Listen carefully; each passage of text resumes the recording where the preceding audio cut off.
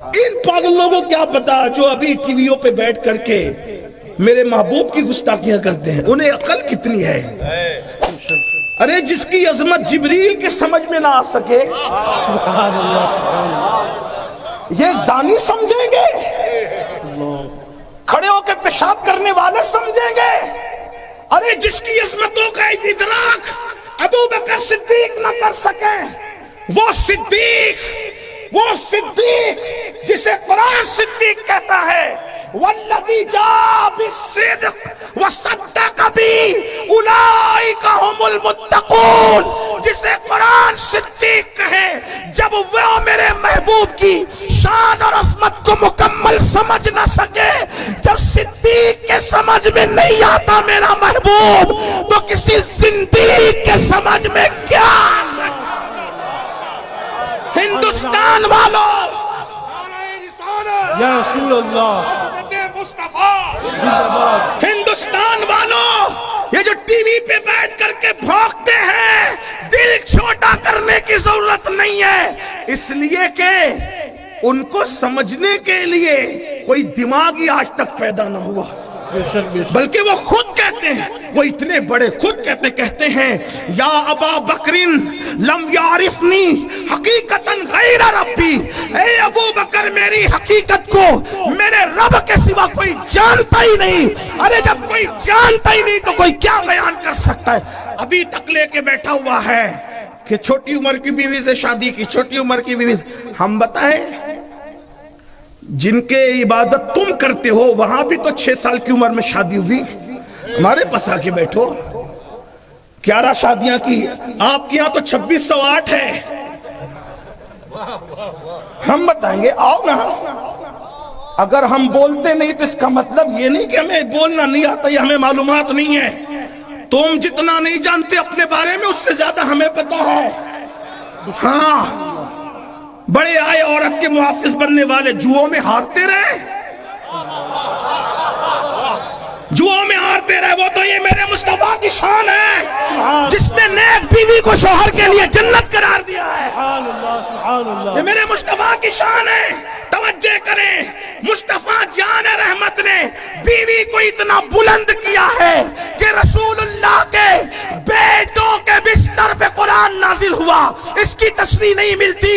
رسول اللہ کی اولاد کے بستر پہ قرآن نازل ہوا، اس کی تشریح ہمیں نہیں ملتی، لیکن بیوی کو نبی نے اتنا بلند کیا ہے کہ نبی کی بیوی کے بستر پہ قرآن نازل ہوتا ہے، اور اس بیوی کو عائشہ صدیقہ کہتے ہیں۔ اسی لیے ہم کہتے ہیں لوگ عائشہ پہ کیا بھونکتے ہیں، لوگوں کو پتا ہونا چاہیے بستر عائشہ رشک دور ہے، رشک دور، اس لیے کہ دور پر موسیٰ جاتے ہیں، عائشہ کے بستر پہ جانے موسیٰ تشریف لاتے ہیں، اور دور پر توریت آتی ہے اور بستر عائشہ پر اللہ کا قرآن آتا ہے۔ سبحان اللہ، نعرہ تکبیر۔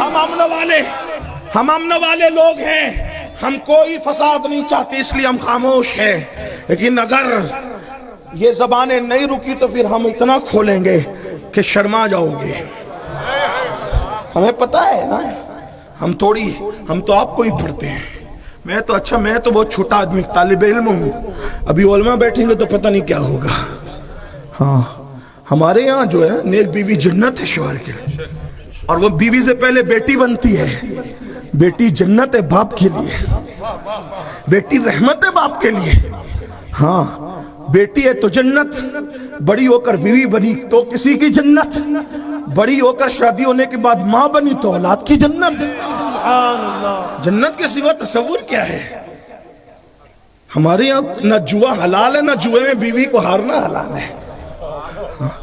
ہم نے نہیں ہارا کبھی، کیونکہ ہمارے یہاں تو پیسہ بھی ہارنا جائز نہیں، جسے ہم ہاتھ کا میل کہتے وہ بھی ہارنا جائز نہیں ہے۔